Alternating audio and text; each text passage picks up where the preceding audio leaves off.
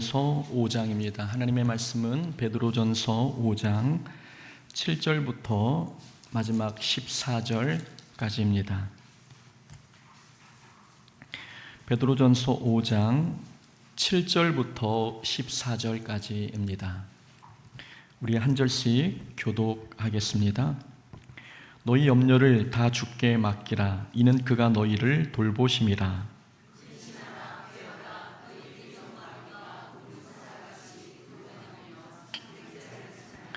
너희는 믿음을 굳건하게 하여 그를 대적하라. 이는 세상에 있는 너희 형제들도 동일한 고난을 당하는 줄을 알미라.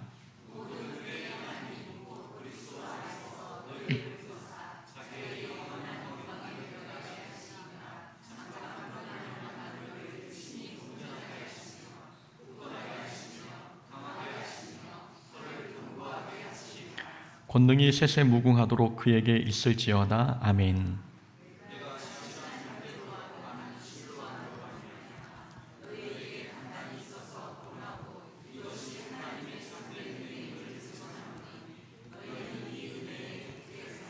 택하심을 함께 받은 바벨론에 있는 교회가 너희에게 문안하고 내 아들 마가도 그리하느니라. 너희는 사랑의 입맞춤으로 서로 문안하라. 그리스도 안에 있는 너희 모든 이에게 평강이 있을지어다. 아멘. 오늘 베드로전서 5장 7절부터 14절까지 말씀 통해서 단단한 믿음은 고난 속에서 만들어진다. 단단한 믿음은 고난 속에서 만들어진다라는 제목으로 말씀 함께 나눕니다. 석탄과 다이아몬드는 형제지간입니다. 둘 다 구성 원소가 탄소로 같기 때문이지요. 석탄과 다이아몬드가 모두 탄소로 이루어져 있지만 그 가치와 강도 그리고 쓰임새는 천지 차이입니다. 석탄은 금방 부서지기에 연료로 사용되지만 다이아몬드는 강철보다 단단하고 빛처럼 반짝거려서 금보다 귀한 보석으로 사용됩니다. 석탄과 다이아몬드 사이에 극명한 차이가 생기는 이유는 거쳐온 과정이 다르기 때문입니다. 땅속 깊은 곳에서 석탄이 오랜 시간 동안 뜨거운 열과 압력을 견뎌낼 때 비로소 석탄은 다이아몬드로 변화됩니다. 그러나 그런 연단의 과정을 거치지 않으면 석탄은 쉽게 부서지고 타버리는 연료로 남게 되지요. 그러니까 다이아몬드는 처음부터 다이아몬드가 아니었습니다. 본질적으로는 석탄과 같은 탄소 덩어리에 불과했지만 혹독한 환경을 이겨낸 결과 찬란한 보석으로 거듭난 것입니다. 우리의 신앙도 마찬가지입니다. 처음부터 다이아몬드처럼 단단하고 찬란한 신앙을 가진 사람은 아무도 없습니다. 누구나 연약하고 부족한 상태에서 시작하지만 삶의 고난과 시련을 어떻게 통과하느냐에 따라 믿음의 강도와 가치가 달라집니다. 고난을 이겨내지 못하면 믿음은 환경의 변화에 따라 쉽게 부서지는 부실한 믿음이 되지만 고난을 잘 견뎌내면 다이아몬드처럼 단단하고 귀한 믿음이 됩니다. 고난에 어떻게 반응하느냐에 따라 우리 믿음은 석탄이 되기도 하고 다이아몬드가 되기도 합니다. 그래서 베드로 사도는 1장 7절에서 너희 믿음의 확실함은 불로 연단하여도 없어질 금보다 더 귀하여라고 가르치고 있습니다. 믿음이 고난을 통과할 때 금보다 귀한 믿음으로 성장하게 된다는 말씀입니다. 구약의 야곱은 어머니 품에 머물러 있을 때에는 속여 빼앗는 자였습니다. 그러나 외삼촌 라반의 집에서 온갖 고생을 하면서 야곱은 하나님을 신뢰하고 의지하는 믿음의 사람으로 변화되었습니다. 요셉도 아버지 사랑 아래 있을 때에는 형들의 잘못을 아버지께 일러 바치는 사람이었지만 보디발 집에서 노예 생활과 감옥에서의 죄수 생활을 거치면서 용서하고 화해하는 믿음의 인물로 성장했습니다. 고난을 겪기 전의 믿음과 고난을 겪은 후의 믿음이 완전히 달라진 것을 보면 고난은 믿음을 무너뜨리는 것이 아니라 믿음을 단련시키는 하나님의 도구라는 것을 보여주고 있습니다. 오늘 본문의 저자 베드로도 마찬가지였습니다. 베드로는 고난을 통과하기 전에는 위기 앞에서 예수님을 부인했던 자였습니다. 그랬던 베드로가 좌절과 실패를 겪고 또 교회의 핍박을 견뎌내면서 반석과 같은 사람으로 변화되었습니다. 고난이 베드로의 믿음을 다이아몬드처럼 단단하게 빚어준 것입니다. 베드로가 그런 과정을 몸소 체험했기에 고난의 역할과 의미를 정확하게 알고 성도들에게 가르칠 수 있었습니다. 그래서 베드로는 자신의 서신서에서 고난에 처한 성도들에게 고난에 관한 여러 교훈을 가르쳐주고 있습니다. 고난은 실패가 아니라 믿음을 단련해주는 용광로가 된다는 것, 또 고난당함을 이상하게 여기지 말라는 것, 그리고 고난 앞에서도 모든 행실에 거룩하라는 것, 이것은 모두 베드로의 경험에서 나온 살아있는 교훈들입니다. 오늘 본문도 고난에 관한 교훈입니다. 베드로전서는 베드로 사도가 고난에 처한 성도들을 위로하고 격려하기 위해 쓴 편지라고 말씀드렸습니다. 이 편지를 읽고 있는 소아시아에 흩어진 성도들은 당시 로마 황제 네로의 박해로 인해 극심한 고난을 겪고 있었습니다. 네로는 그리스도인들에게 짐승의 가죽을 입혀 들깨들에게 찢겨 죽임을 당하게 했고, 어떤 사람은 십자가에 처형시켰으며 어떤 사람들은 밤을 밝히는 화형에 처하기도 했습니다. 그러나 베드로가 보기에 이런 고난은 끝이 아니라 시작에 불과했습니다. 베드로 전서가 쓰여질 무렵 로마에는 대화재가 발생했고 네로 황제는 그 책임을 그리스도인들에게 전가할 계획을 세우고 있었습니다. 베드로는 당시 로마에 머물러 있었기에 앞으로 성도들에게 더 큰 환난이 닥쳐올 것을 미리 알고 있었습니다. 그래서 베드로는 베드로전서 마지막 부분에서 성도들이 고난을 잘 극복하기를 바라는 마음으로 마지막 당부의 메시지를 전하고 있습니다. 베드로가 베드로전서 마지막 부분에서 당부한 내용은 세 가지입니다. 염려를 주께 맡기라, 근신하고 깨어 있어라, 그리고 믿음을 굳건하게 하라. 이 세 가지 베드로가 마지막 성도들에게 당부하고 있는 말씀입니다. 베드로는 먼저 고난이 다가오면 염려하지 말고 그 염려를 하나님께 맡기라고 가르치고 있습니다. 베드로는 염려 자체를 금지하고 있는 게 아닙니다. 염려를 어떻게 다룰 것인가를 가르치고 있습니다. 베드로는 염려가 생기면 그 염려를 주께 맡기라고 가르쳤습니다. 염려에 매몰되어 살지 말고 염려를 주님께 가까이 다가가는 수단으로 삼으라는 뜻입니다. 곧 염려를 기도 제목으로 바꾸라는 뜻입니다. 우리는 여기서 첫 번째 교훈을 얻게 됩니다. 염려는 불평거리가 아니라 기도 제목입니다. 성도에게 염려는 불평과 원망 덩어리가 아니라 하나님께 기도해야 할 기도 제목입니다. 사람은 염려로부터 자유로울 수 없습니다. 사람은 연약하고 유한한 존재이기에 삶의 문제를 만나면 누구나 염려합니다. 예수님께서도 겟세마네 동산에서 내 마음이 심히 고민하여 죽게 되었으니 라고 말씀하시면서 고난에 휩싸이셨습니다. 그만큼 염려는 이 땅에 사는 모든 사람들이 겪는 지극히 당연한 감정입니다. 그래서 염려한다고 해서 그게 죄가 되는 것은 아닙니다. 하지만 염려가 불평이 되고 원망이 되면 그건 죄입니다. 염려 자체는 죄가 아니지만 염려를 제대로 다루지 아니하면 죄에 이르는 계기가 될 수 있다는 말씀입니다. 그러므로 우리는 염려하지 않으려고 애쓰기보다는 염려를 믿음으로 바르게 다루려고 힘써야 합니다. 염려 앞에서 믿음으로 반응하지 않으면 염려가 우리를 죄로 이끌 수 있기 때문입니다. 그래서 베드로는 염려를 주께 맡기라고 가르치고 있습니다. 주께 맡긴다는 말은 하나님께 기도하라는 뜻입니다. 염려를 불평의 재료로 삼지 말고 기도의 연료로 삼으라는 뜻입니다. 염려가 기도의 연료로 삼는다면 우리는 염려가 생길 때마다 기도하게 될 것이고, 그러면 염려의 무게만큼 우리는 영적 근력을 얻게 됩니다. 열왕기하 19장에 보면 히스기야 왕에 관한 이야기가 나옵니다.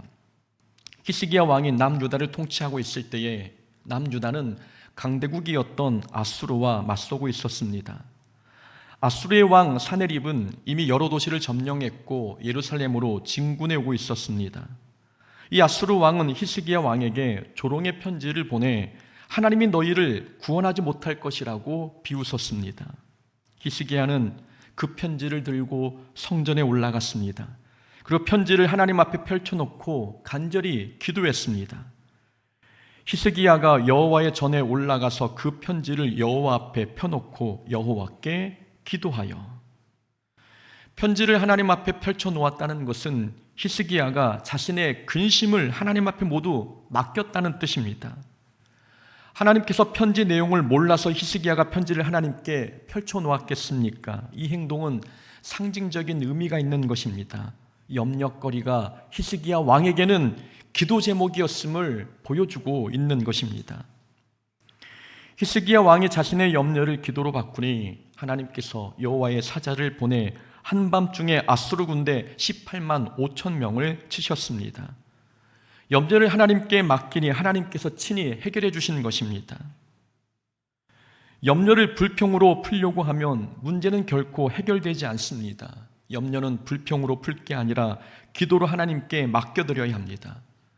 우리가 염려를 속히 기도 제목으로 바꾸지 아니하면 염려는 우리를 죄에 빠지게 하는 사탄의 미끼가 될 수 있습니다. 7절 말씀에 보면 베드로는 염려를 주께 맡기라고 가르치고 있고, 곧이어 8절에서는 너희 대적 마귀가 우는 사자같이 삼킬 자를 찾는다고 말씀하고 있습니다. 7절과 8절은 서로 연결되어 있는 구절입니다. 곧 염려를 속히 기도로 바꾸지 아니하면 사탄의 먹잇감이 될 수 있다는 뜻입니다. 염려는 오래 품으면 사탄의 먹이가 됩니다. 사탄은 언제나 우리를 넘어뜨리기 위해 빈틈을 노립니다. 사탄은 굳게 닫힌 우리의 마음이 조금이라도 열리기만을 기다리고 있는데, 그때 염려가 마음속에 오래 자리 잡게 되면 그 염려는 빗장을 푸는 열쇠처럼 작용하여 사탄이 들어올 수 있는 문을 열어주는 결과를 초래합니다. 결국 염려는 사탄이 들어오는 영적 입구가 됩니다. 그러니 염려가 찾아오면 그것을 영적 경고음으로 인식해야 합니다. 염려를 가볍게 여기지 말고 염려가 불평거리가 되기 전에 속히 하나님께 기도 제목으로 바꾸어야 합니다. 기도만이 염려를 지우는 방법이고 걱정거리를 간증거리로 바꾸는 비결이 됩니다. 그런데 염려가 물건도 아니고 기도한다고 해서 하나님께 맡겨집니까? 염려가 주머니에 들어있는 물건이라면 딱 꺼내서 하나님께 건네주면 좋은데, 염려는 마음에서 벌어지는 일입니다. 그래서 기도했다고 해서 그 염려가 하나님께 드려진 것인지 잘 알지 못합니다. 그러나 우리가 염려를 주께 맡겼는지 아는 방법은 두 가지가 있습니다. 마음이 평안한가, 그리고 오늘 할 일을 신실하게 감당하고 있는가.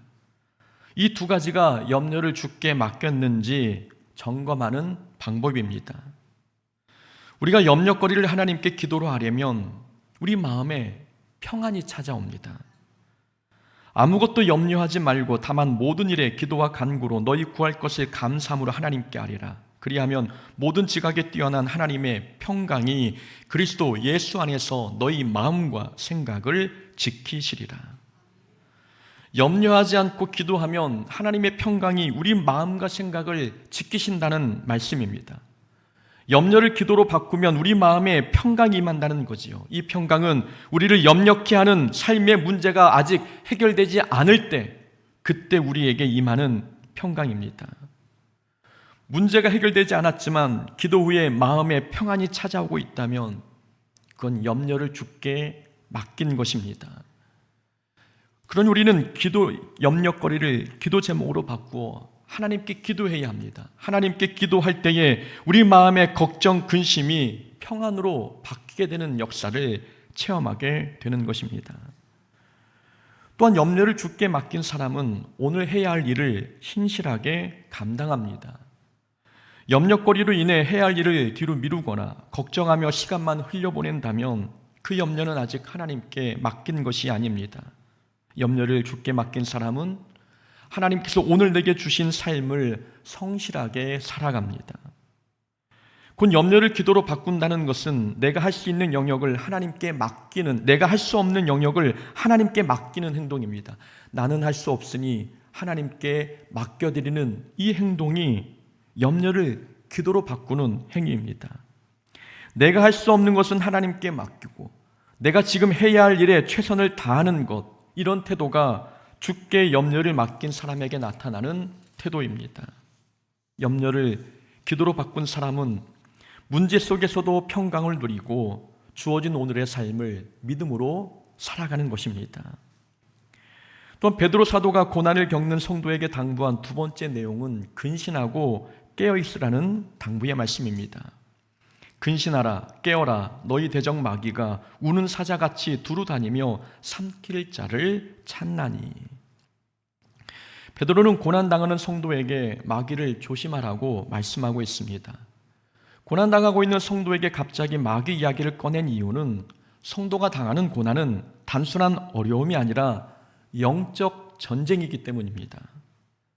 곧 여기서 얻을 수 있는 두 번째 교훈은 성도에게 고난은 현실적인 어려움이 아니라 영적인 전쟁입니다. 겉으로 보면 고난은 현실적인 어려움처럼 보입니다. 질병, 물질의 어려움, 관계의 갈등, 사회적인 박해, 모두 현실적인 문제처럼 보입니다. 그러나 베드로는 이 고난의 배후에는 우는 사자처럼 삼킬 자를 찾는 마귀의 활동이 있음을 밝히고 있습니다. 곧 고난은 현실적인 문제가 아니라 영적인 전쟁이라는 뜻입니다. 이스라엘 백성이 광야에서 40년을 보낼 때 주로 어떤 문제 때문에 죄에 빠졌습니까? 대부분 먹고 마시는 현실적인 문제 때문에 죄를 짓지 않았습니까? 마실 물이 없거나 먹을 고기가 없을 때 이스라엘 백성은 하나님을 원망했고 모세를 죽이려고까지 했습니다. 이스라엘 백성에게 물과 양식의 결핍은 단순히 현실적인 어려움이 아니라 믿음의 시험이었고 영적인 전쟁이었습니다. 곧 이스라엘 백성은 단순히 배고픔과 목마름이라고 하는 이 환경을 이기지 못한 게 아니었습니다. 그들은 환경을 이기지 못한 게 아니라 믿음을 지키지 못한 것이었습니다. 현실의 문제를 극복하지 못한 게 아니라 영적 전쟁에서 승리하지 못한 것입니다. 성도가 삶에서 겪는 모든 고난은 단순히 현실적인 어려움이 아닙니다. 그건 영적인 전쟁입니다. 그래서 베드로는 근신하며 깨어있으라고 우리에게 권면해 주고 있습니다. 현실적인 문제 앞에서, 삶의 문제 앞에서 영적인 경계심을 풀지 말라는 말씀입니다. 사탄은 현실적인 문제를 무기 삼아 우리를 공격할 수 있기 때문입니다. 예수님께서는 40일 금식 후 광야에서 사탄에게 세 가지의 시험을 받으셨습니다. 그 중에 첫 번째 시험은 예수님께 돌을 떡으로 만들라는 유혹이었습니다. 겉으로는 먹을 것에 관한 간단한 문제처럼 보이지만 거기에는 하나님의 뜻에 순종하는 것보다 먼저 육체의 필요를 채우라는 유혹이 담겨 있었습니다. 하나님께 순종하는 것은 언제든 할 수 있으니 순종을 뒤로 미루고 지금 당장 배고픈 것부터 해결하라는 무서운 유혹이었습니다. 예수님께서는 그런 사탄에게 이렇게 말씀하셨습니다. 사람이 떡으로만 살 것이 아니요 하나님의 입으로 나오는 모든 말씀으로 살 것이라. 육체의 필요가 우선이 아니라 하나님 뜻에 순종하는 것이 우선이라는 선포의 메시지입니다. 돌을 떡으로 만들라는 사탄의 유혹은 먹을 것에 관한 유혹이 아니었습니다. 겉으로는 먹을 것에 관한 현실적인 문제처럼 보였지만 그건 사탄의 계략이 숨어있는 영적인 전쟁이었습니다. 사탄은 예수님께 현실적인 문제를 앞세워 공격해온 것입니다. 우리에게도 현실적인 문제를 통해 공격해오는 사탄의 무서운 유혹들이 있지 않습니까? 사탄은 학생들에게도 공부라고 하는 현실적인 문제를 앞세워 공격합니다. 지금은 공부가 중요하고 대학 가는 게 중요하니 시험 기간에는 예배에 빠져도 문제가 없다고 속삭입니다. 시험 기간은 학생의 인생 중에 가장 중요한 시기가 아닙니까? 사탄은 그 중요한 시기를 기도하지 않고 보내도록 유혹하는 것입니다. 학생들에게 이런 습관이 길러지면 중요한 순간에 기도하지 않고 흘려보내는 이런 습관이 길러지면 이 학생이 어른이 되었을 때 바쁜 일이 생기면 예배를 먼저 생각하겠습니까? 공부가 현실적인 문제라고 해서 그걸 단순히 현실의 문제로만 치부할 게 아닙니다. 사탄은 공부를 도구 삼아 자녀들의 신앙을 떨어뜨릴 계획을 세우고 있는 것입니다. 그래서 공부와 신앙생활이 대립이 될 때에는 언제나 신앙을 먼저 선택할 수 있도록 교육해야 합니다. 공부를 간단한 현실의 문제로만 생각하지 말고 영적 전쟁으로 생각해야 한다는 말씀입니다. 나오미의 가정은 흉년 때문에 베들레헴을 떠나는 바람에 더 큰 아픔을 겪었습니다. 아브라함도 가나안 땅에 기근이 들자 애굽에 내려가는 바람에 아내를 빼앗길 뻔했습니다. 에서는 배고픔 앞에서 장자의 명분을 팔아버렸습니다. 배고픔의 문제가 단순한 현실의 문제가 아니라 영적 전쟁이라는 것을 보여주는 사건들입니다. 배고픔, 기근, 이런 것은 현실적인 문제이지만 이 현실적인 문제 속에 무서운 영적 전쟁이 담겨 있음을 보여주고 있는 예들입니다. 이렇게 사탄은 언제나 현실적인 문제를 앞세워 우리를 공격합니다. 그러니 우리는 현실의 문제를 너무 가볍게 여기지 말아야 합니다. 그건 영적인 전쟁입니다. 돈 문제, 직장 문제, 가정의 문제, 관계의 문제, 이런 것은 단순히 현실적인 어려움이 아니라 믿음을 떨어뜨릴 수 있는 사탄의 무서운 공격입니다. 그러니 우리는 삶의 문제 앞에 날마다 근신하고 깨어 있어야 합니다. 눈에 보이는 문제만 보지 말고 그 뒤에 있는 영적 전쟁을 인식해야 합니다. 성도에게 고난은 현실적인 어려움이 아니라 영적인 전쟁이기 때문입니다. 그래 날마다 말씀을 가까이 하고 기도 생활이 힘쓰면서 삶에 주어진 현실의 문제를 영적 전쟁으로 바라보며 그 전쟁에서 승리하는 성도가 되어야 합니다. 베드로는 고난을 겪는 성도들에게 세 번째 당부의 말씀을 전하고 있습니다. 9절 말씀입니다. 너희는 믿음을 굳건하게 하려 그를 대적하라. 이는 세상에 있는 너희 형제들도 동일한 고난을 당하는 줄을 알미라. 베드로는 고난을 겪는 성도들에게 믿음을 굳건하게 하여 마귀를 대적하라고 가르치고 있습니다. 그러면서 두 가지 사실을 더 알려주고 있는데, 하나는 다른 성도들도 동일한 고난을 당하고 있다는 사실이고, 또 하나는 10절의 내용대로 하나님께서 고난을 통해 성도를 더 안전하게 하신다는, 더 온전하게 하신다는 사실, 이 두 가지를 알려주고 있습니다. 다른 성도들도 동일한 고난을 당하고 있다는 말은 이 고난 당함이 이상한 일이 아니라는 말입니다. 다 같이 동일한 고난을 당하고 있다는 것은 내가 길을 잘못 들어선 게 아니라 바른 길을 가고 있다는 뜻입니다. 그리고 하나님께서 고난을 통해 성도를 온전하게 하신다는 말씀은 고난이 성도에게는 해가 되는 게 아니라 유익이 된다는 뜻입니다. 베드로는 이 두 가지 이유를 대면서 고난당한 성도들에게 믿음이 약해지지 말고 담대하라고 당부하고 있습니다. 우리는 여기에서 성도에게 고난은 믿음의 승리를 경험하는 좋은 기회가 된다는 것을 교훈 삼게 됩니다. 성도에게 고난은 실패를 경험하게 하는 시간이 아니라 영적 승리를 경험하는 시간입니다. 말씀드린 것처럼 베드로는 우리가 겪는 고난은 우리만 당하는 고난이 아니라 다른 형제들도 함께 당하는 고난이라고 말씀했습니다. 모두가 동일한 고난을 당하고 있다는 말은 앞에서 설명드린 것처럼 우리가 믿음의 길을 제대로 가고 있다는 뜻입니다. 여기에 더불어 동일한 고난을 당하고 있다는 말은 우리가 지금 같은 싸움을 싸우고 있다는 뜻입니다. 나 혼자 영적 전쟁을 치르고 있는 게 아니라 모두가 동일한 고난, 곧 동일한 싸움을 하고 있다는 말씀입니다. 그러니 믿음이 약해지지 말고 대적하라고 9절에서 말씀합니다. 너희는 믿음을 굳건하게 하여 그를 대적하라. 다른 성도들도 나와 함께 같은 싸움을 하고 있으니 두려워하지 말고 외로워하지 말고 힘겨워하지 말고 함께 담대히 싸우라고 우리에게 권면하고 있습니다. 지금 겪는 이 고난이 나 혼자 겪는 고난이라면 우리는 힘이 빠질 것입니다. 그러나 내가 가는 고난의 길을 다른 사람도 함께 가고 있다고 생각하면 우리는 그 자체만으로도 힘이 나지 않습니까?